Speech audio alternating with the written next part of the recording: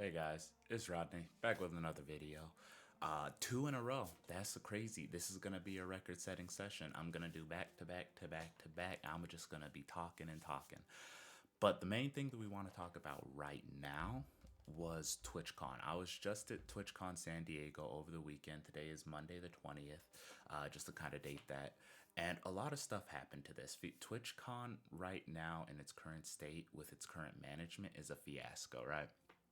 So let's kind of just go by a breakdown day by day. I was only at TwitchCon on the third day for a very short amount of time, which I kind of regret because I missed RDC World and a couple of other people coming through. But I digress. Let's get back to the beginning. So TwitchCon for me, I'm gonna go into my experience real quick and then kind of break out into more macro stuff. But TwitchCon for me was pretty solid. Like I got there, the check-in was super simple. The wristband pickup line was very fast. There wasn't really any hiccups for that. As soon as I got the wristband and my lanyard, it was just a straight shot over into the venue itself. Just was able to walk in and call it a day. And being greeted, you immediately walk in on your left side. You saw just the DJ booth and then just some arcades, and then it broke out into the loot cave on the right, and then it just broke out into the entirety of the venue. So when I first got in, I saw something that interested me immediately. It was the pickleball court. I went to the pickleball stage and I got up there. I don't have any videos or anything like that, but I went up there and I cooked them. I didn't cook them, it was like 12 to 10, but it was a very difficult thing, and I don't even play pickleball like that.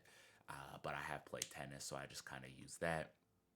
And then moving on from the pickleball, where I busted my knee, was a very unsafe environment for pickleball. That floor was very slick. I couldn't even, if I ran a little bit too fast, I was slipping and sliding. I ran into the wall, I ran into the curtains, the little support beams that they had. I almost knocked those over and just busted my head. It was crazy. But moving on from that, you just move past that initial section where it was the loot cave, the DJ and arcade section, and the pickleball into like the main event area where you had just stadiums for, they were doing like spellcasters or something. And then they had all of the vendors, and then you just moved all the way back where you had the meet and greet line, and then the Twitch Rivals section stage was in the very back of the venue. And then you go out to the front, go up the stairs or escalator, and it was just kind of meeting rooms, artist alley, a little bit of different foods, the 21 plus section, and then that was about it. Like it wasn't anything too spectacular. And I'm gonna compare and contrast that with the TwitchCon that I went to in Las Vegas in 2023 a couple years ago, and kind of, because I believe that one was just infinitely superior to this one. But let's break it down. So as soon as the event started, I had a good time. For me, I was just a standard convention goer. I went in, went to some booths, went to some vendors, got some food, just standard stuff. Nothing crazy for me. I just enjoyed myself, had a good time, kept to myself, and was chilling because I don't want to annoy anybody, harass anybody, any of the streamers. Like I saw a bunch of streamers there. Jason Senna, Stable Ronaldo, Reggie was there, RDC World, but I didn't get to see them sadly. I saw NMP Lol and Catchy, all of that. Like it was really fun. It was really cool stuff. Fun just seeing all these people and just staying out there while though, because I had things that I was on my agenda, my schedule. I had to go. But yeah, it was super standard for me. But obviously, there was the big incident that happened frame one, day one, where Emiru was doing her meet and greet, and a psychopath lunatic was able to just directly bypass everything to get to her, get physical with her. And then after he got shoved away by Emiru's personal security, not even Twitch security, he was able to just walk out. And they handled that situation incredibly terribly. They lied about how quickly they apprehended the suspect, that they lied about how quickly things were like intervened by Twitch security. They lied about following up with making sure security was improved. And it was a nightmare. And I know you've seen it everywhere, so I'm not really going to go over it too much. In case you didn't know, Emiru put out a big not twit longer, but she just tweeted out that the things that they responded to were lies. Um, they were blatant lies about just being there with Twitch security and apprehending the dude immediately, because apparently it took a couple hours for them to apprehend the dude. They lied about upping the security. I went through that same area multiple times throughout the day. And the only thing that they really did was just push everybody to the right and then kind of trickle in the meet and greet like line. So there wasn't any additional security that I could see. There was really, I think I only saw like 2 security officers the entire time at the venue, and I walked around that thing a lot. So I don't know what they were talking about with security. It didn't up after that event either. Like that's the only time I saw the security was the day after that happened with Emiru, and they were just walking around on the 2nd floor, and that's the last time I saw them. It was crazy. But I digress. So that happened. They handled it terribly. She had her press conference stream, which kind of went over everything, and it just shed some light on how incompetent Twitch is when it comes to like the safety of their events, their attractions. Like, I don't want to call them attractions and events because they're genuine people, but for all intents and purposes to Twitch, they are just events and attractions, and they treat their events and attractions like they're just third rate, just run down things that need bare minimum maintenance to function. And it's not good. It's not how it should be ran. It's not how you should care for people, especially the ones that are making the entire event possible. And it was just sickening.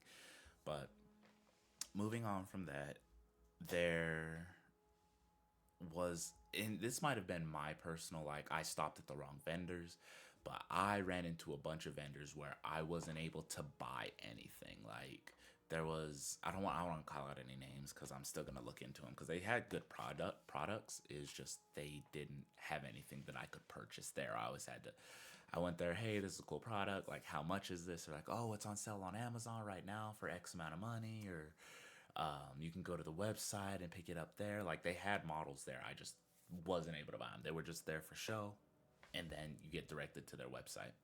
Same thing, that was with Elgato, because Elgato was a really big one. Avra Media was a really big one that was there that just didn't have any product that you could buy. ROG, I'm not sure if I just missed ROG, but they had a bunch of 5090s that I wanted to pick up. Like, they had a 30th anniversary, like, red looking super sick 5090, and I just couldn't get it. Nobody was there to help me. I didn't know if it was for sale or anything. I tried to find people. It wasn't the thing. So if I was a bad person, I could have had that, but I'm not a bad person, so it's still there. And yeah, it was just the events weren't as good as in 2023. The amount of creators that they had there that were canceling, or they had meet and greets that canceled, or people that just didn't show up, was just insane to me. Like, they had the standard people, Will Neff, Emiru, obviously, and then just some of the other people, Extra Emily, Bonnie, Senna, Arky, like all the standard, like, people that are blown up right now they had, but they didn't have any like huge legacy creators, which, like, Cutie Cinderella, who I don't like at all, or Ludwig, who I also don't like, or even people like Tyler One and stuff like that. They weren't there. A lot of them cited security risks, and it's something that can't be taken too lightly these days, with people being insane, especially in an insane place like California. Like, no hate to California, I hate California, but no hate to California. And it was just bad. And then second day and third day.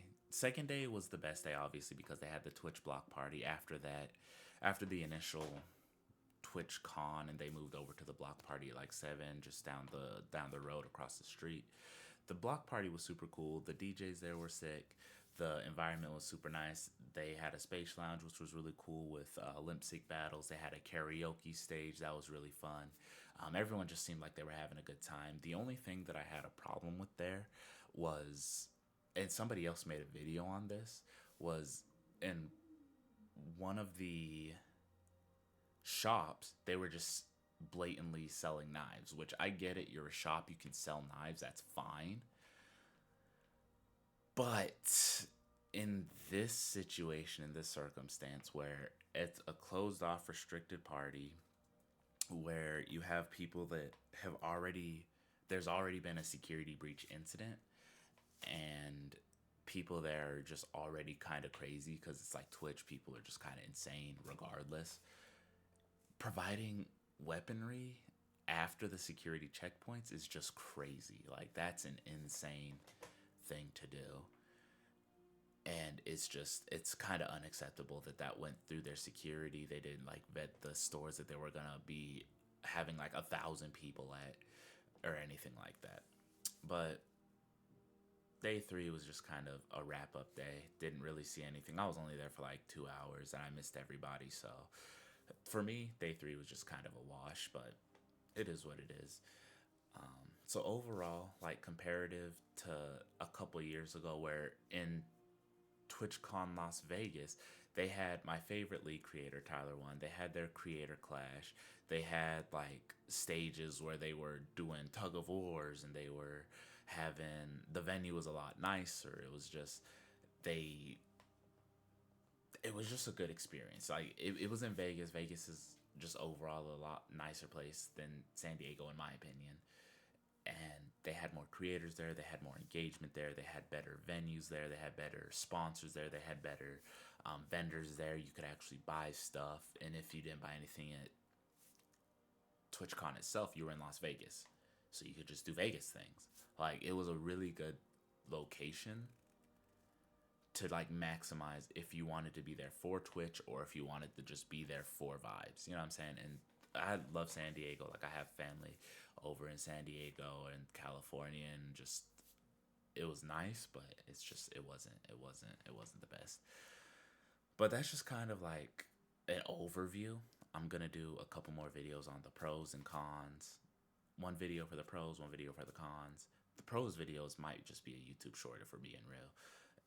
And then what needs to change for future cons if Twitch decides to continue moving forward with them. But other than that, I kind of just wanted to talk about that, and I'll catch you in the next one. See ya.